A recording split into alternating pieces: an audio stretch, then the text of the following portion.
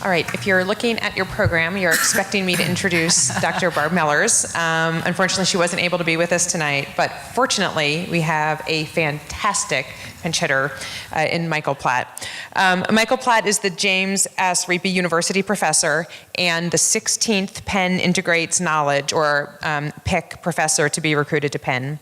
He holds appointments in 3 schools at Penn, in Wharton's marketing department, in the Perelman School of Medicine's neuroscience department, and in the School of Arts and Sciences in psychology. Dr. Platt's research program focuses on the biological mechanisms that underlie decision-making in social environments, the grasp of which has broad-scale implications for improving health and welfare in societies worldwide.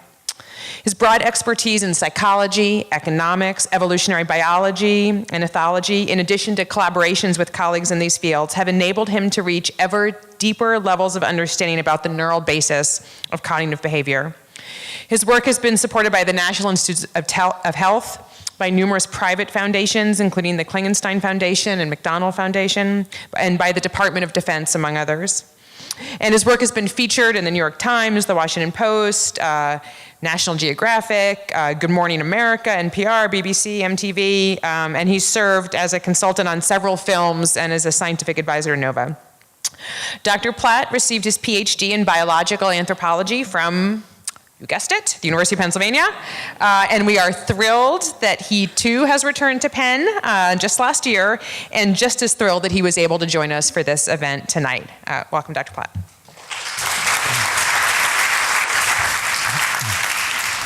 Hey, well, it's great to be back in New York City, hanging out with Penn alumni and friends. I was here for an Engaging Minds program back in November. So I'm going to talk about, or December, I'm going to talk about something completely different today, okay? So can brain science help business? This seems like a provocative question, doesn't it? I mean, we live in interesting times, right? Not just the election, but it's really, this is a difficult environment in which we are, I think, confronted with trying to grow the economy and yet at the same time increase participation in that economy. And yet we're trying to do this, against a backdrop of increasing automation, which threatens to take jobs away from people on a planet that's straining to meet our needs. So this is a big, big challenge, right? And if you're a pessimist, right, you think, forget it. If you're an optimist, and I like to consider myself one, you think maybe there's a pathway. And it's probably going to involve, I'm sorry, there's a little bit of a delay here.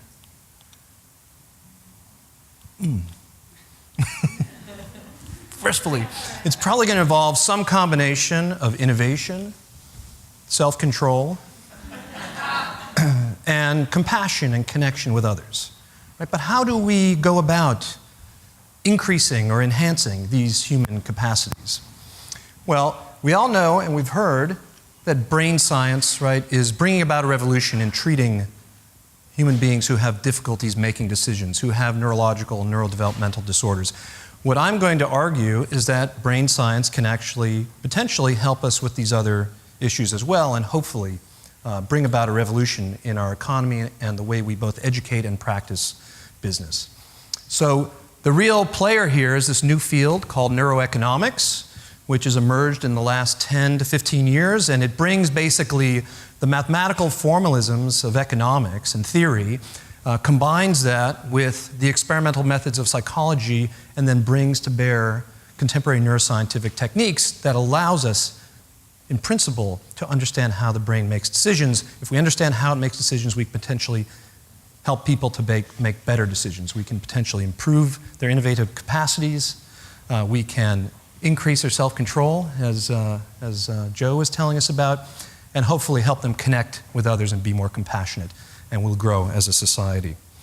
Okay, well, if you read the New York Times, you read all these media outlets, right? There's an incredible infatuation with this field over the last 10 years. You read about it almost every day, breathless coverage in the media. And it's probably really hard for many of you to really know what's fact and what's fiction. How do you separate the hope from the hype? Well, I mean, I've read lots of papers that they're talking about. I've done a lot of the work myself. And so what I'm here to do is to kind of reduce this to a set of things that hopefully you can remember. So I'm going to give you 4 bedrock principles of neuroeconomics that are literally, I think, principles you can take to the bank Okay, these are principles that have been observed in human brains and validated in animal models. Then I'm going to give you 3 shovel-ready applications. I think you can actually completely just go right to work utilizing brain science to help business. You're thinking, how am I going to do this all in 10 minutes? I did do it once in 10 minutes, but I had a little more time to practice. And, and then 2 caveats. Okay, you've got to have 2 warnings here. Okay, that seems natural. Okay, so for principle number 1. We can measure how much you value something just by looking inside your brain. You may not even be aware of it. You might not even know you like the thing, the option that's in front of you, but we can measure that. So we can put you in an MRI machine, as my colleague Reed Montague did in one of the classic studies, and have you choose between Coke and Pepsi. And if you're a Coke lover, who's a Coke lover here? All right, you love Coke. Oh my God, you die for Coke. You hate Pepsi. They tell you you're getting Coke delivered into your mouth. It's just some brown, flat water. And if you love Coke, lo and behold, there are a couple of reward-related areas of the brain that light up. So we can measure how much you value something. We can measure the effect of branding on how much you like something. Okay. Sorry, this is an effortful. Okay, 2. The brain weighs the evidence and value separately. And it does so using the optimal algorithm for doing so. So I want you to consider the following challenge that many of you confront every day or some days. Imagine you're coming up to a stoplight and you have to decide whether it's yellow or red, right? Whether you're going to hit the gas and go through the yellow light or hit the brakes and stop. That's pretty easy, right, on a clear day? How about when it's foggy out or smoggy out, right? And the information is obscured. That's a much harder problem.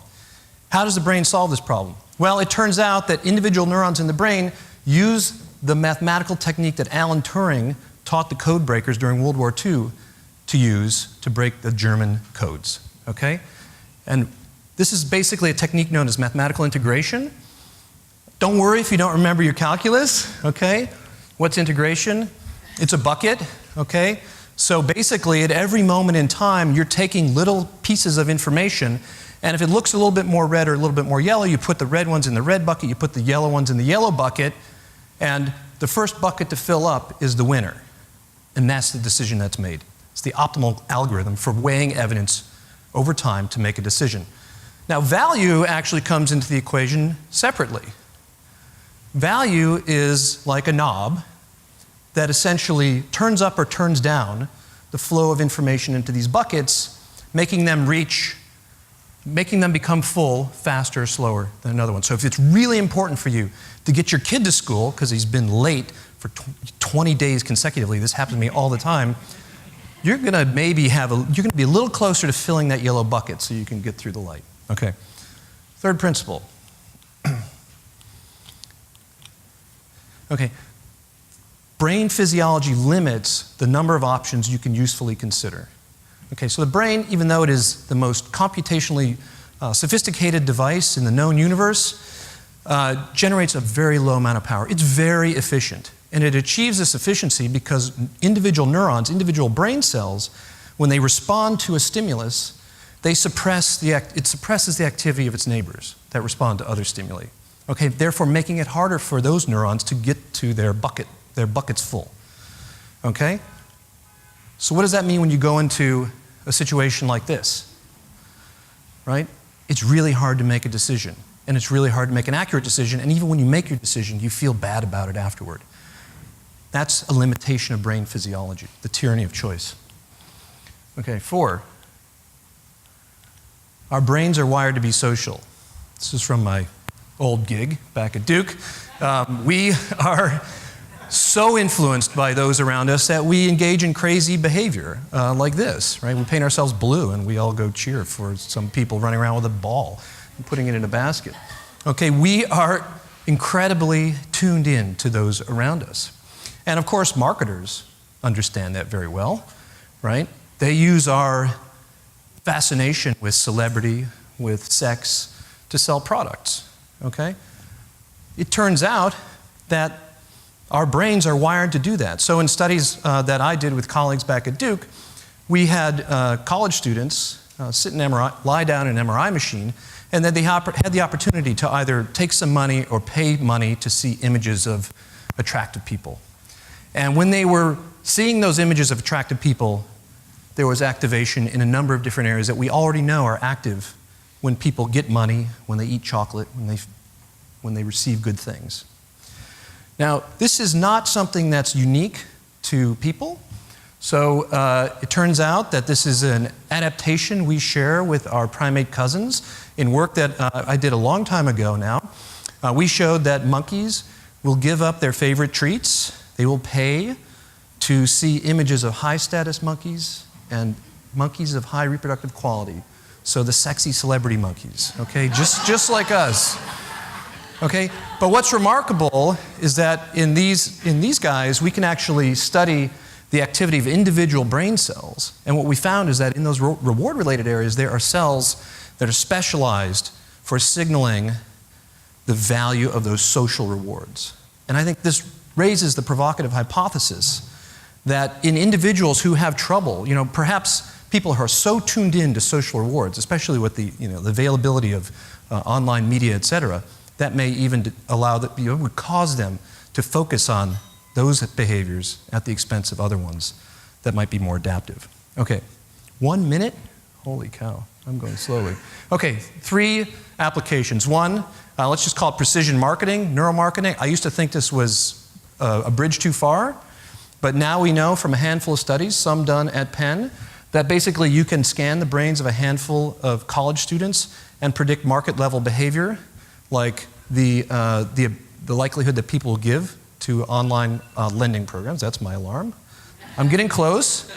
And this doesn't just extend to, say, selling people products, but also to persuasive messaging, as Joe was talking about. So how can we get people to quit smoking or engage in healthful behaviors? Okay, second application. Again, how do we get products into the hands of the people that want them? This would be, again, an opportunity to enhance or make our marketing activities more precise. That's often done using demographic data. Nowadays, of course, we can turn to people's online behavior, right? You get those little ads in the corner of your Gmail that are telling you to buy things because they're tracking what you've actually been looking for.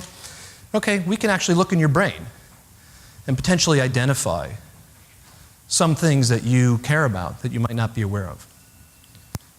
Okay. Final application, I'll call it talent development. So how much money do companies pay to develop human capital? A lot of money, right? What if you could use brain science to enhance your predictive abilities? So in some work that we did back at Duke, we identified, for example, 2 parts of the brain where activity scaled with people's preferences for risk, their tolerance for risk. So if you could actually measure that in people who were coming into your company, right? Maybe not using brain scans, but some outward marker. Maybe you could decide whether somebody should follow the path of going to a startup or going to a blue chip company like GE. Okay, I swear to God I'm going to finish. So finally, I do want to, step back, catch your breath. There are a few things we still have a ways to go to connect all the dots. First of all, there's a big gulf between what we can measure non-invasively in people using brain imaging and what's happening mechanistically at the level of individual neurons. So this is still a methodological challenge for us that we have yet to completely overcome. And we also have to think about how we ask the question. So if we ask the question, is there a part of the brain that encodes value? We can find that answer. But if we ask the question, where does value actually affect brain activity? As was done by colleagues at Yale, it turns out that it's everywhere. And that makes sense because we should be orienting our perception, our attention, our learning, our memory toward things that are more valuable than others, okay? And I swear to God, if I didn't have to press this so hard, I would have been done sooner. So finally, I also want to think about not only that basically there are ethical implications of all this, and we have to think as a society, what do we value? How do we want to use these technologies for the greater good? So we know, for example, that we know that naturally occurring hormones like oxytocin, you've all heard of this, can be used to treat neuropsychiatric disorders, but it's also reported to increase trust. Do we want this in the hands of everyone? Do we want it widely available on the internet? How about other drugs, like Ritalin, which is used to treat attention disorders, we know that it acts on neurotransmitter systems that are involved in decision-making and reward. And finally, this extends, I think, even to culturally accepted commodities, things that we take, right, that affect our decisions as well. So with that, I'm sorry for extending beyond my time, but hopefully.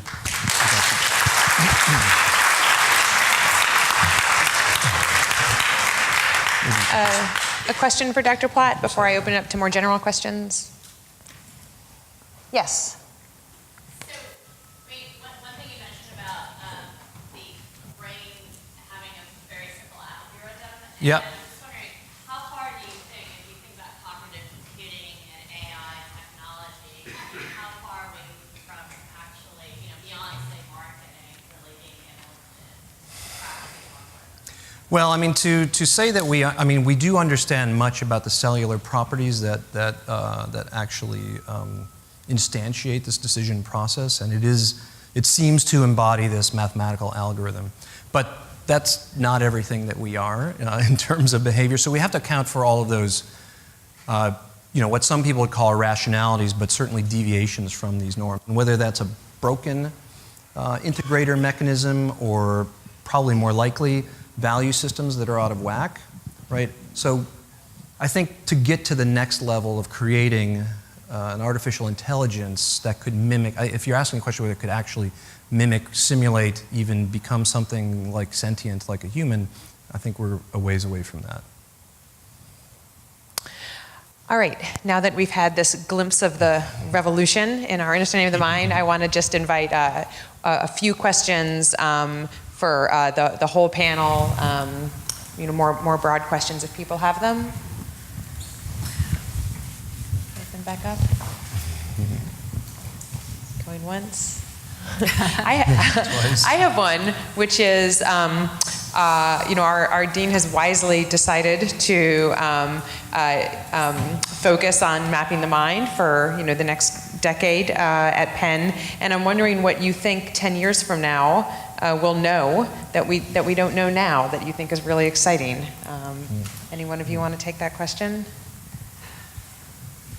I didn't warn them about this because they were stuck in traffic. Well, it won't happen with, no, I'm just kidding. What do you think, Joe? I mean, it's in many ways, neuroscience is, especially the last 15 years, I think, 20 years, has been driven by technological revolutions. And so I think a lot of the excitement, a lot of the advancement is going to occur in the areas of interfacing engineering and computation and neuroscience that allow us to get ever finer traction on what's going on in the brain and potentially finer traction on ways to intervene in the brain as well. I think one of the frontiers for the next 10 years is understanding more and more complex behavior, right? I think we have developed a pretty good understanding of simple decisions and a pretty good understanding of simple social interactions, but the kinds of things that humans are capable of is much more complex. And as soon as we establish that foundation, there's a whole range of questions that we realize we can now answer about more complex interactions. And I think to me, that's what's most exciting about the next 10 years. Do you have a question? Yeah, I was a little worried about the last slide, the coffee and the drugs and so, in this country we have the FDA, we have some regulations, what we take and what we're prescribed. What's to say the rest of the world are trying to get an edge, in the business world using? It's not just the rest of the world. I mean, so I put Ritalin up there, but this is used as a performance-enhancing drug in students, faculty. I don't remember when those statistics came out, but they came out some years ago. That was like, seemingly 50% of faculty were taking some kind of stimulant. Not at Penn, but I mean elsewhere, in order to keep up with Penn. No, I mean, but literally. So it's going to happen. And the question is, do we want, just as it is in sports, right? And so I think. Do they take it now? Should we all just take it now? Or should we Well, I don't want to advocate for anyone to self-medicate, but it's. I think that's a really, really hard question. That's why we need the ethicists here. That's why we need the people from the humanities here to help us struggle with these questions. Yes. Is the use of technology actually changing the brain? So you mean like our use of technology, we're becoming lazy and unfocused? Joe would actually have an answer for that, I think. I think in some ways it is, right? So there's work that shows, for example, that people who spend a lot of time gaming online actually do improve like basic sensory motor skills, right? Their visual acuity improves, their ability to, make fast responses improves, and that's going to be changing. That's only going to happen through changing the underlying. I think that same behavior, worries me a lot. Although it can enhancing because you are cutting yourself off from the social cues that are live, real-world social cues that our brains evolved to deal with, and so you're perhaps, especially if you're engaging this kind of behavior early in life and throughout childhood and adolescence, then maybe we're going to have generations of adults who have very poor interpersonal skills. Let's take one more question over here. For each of you, what is the most burning question in your current research in Start. I think the real challenge in the field where I work is in linking these multiple levels of analysis. And so there's a real curiosity about how do we connect the dots from genes to the brain to behavior, right? It's a somewhat hackneyed phrase, but that really is the challenge in our field. And that's where I'm interested in taking my research. How do we know how the genetic variation that we observe, what's its effects on the way the brain functions? What's its effects on behavior? How do we know how, there's just very little research that's linking the dots at those different levels. For me, the big question driving my research is what does it mean to be human? So what are the faculties that are human? What do we share with animals? What are uniquely human? And how do you build those things that are human from simpler parts? So that's sort of a real driving force in my work. I find it fascinating how people are different and understanding that variability. And how they make decisions. Some of us are more impulsive, some of us have greater self-control, and trying to understand what is the mix of experiences and pre-existing brain circuitry that leads people to those different paths. All right, great. It's a perfect note on which to end. Although, actually, the best note on which to end is some thank yous. To begin, I'd like to thank all of you for coming. It's actually a thrill for us to have people interested in what we're doing. And the idea that you're here and you don't care if it's going to be on the test is just wonderful. It will be, but... and I want to thank our hosts for inviting us and inviting all of you and making the event really special. And of course, I want to thank our speakers for coming up and sharing their research with you. I believe the plan now is to adjourn to dessert. And then I think the idea is that we will join you. You can raise a glass to the four of us. Tomorrow there'll be more of us telling the story of tonight.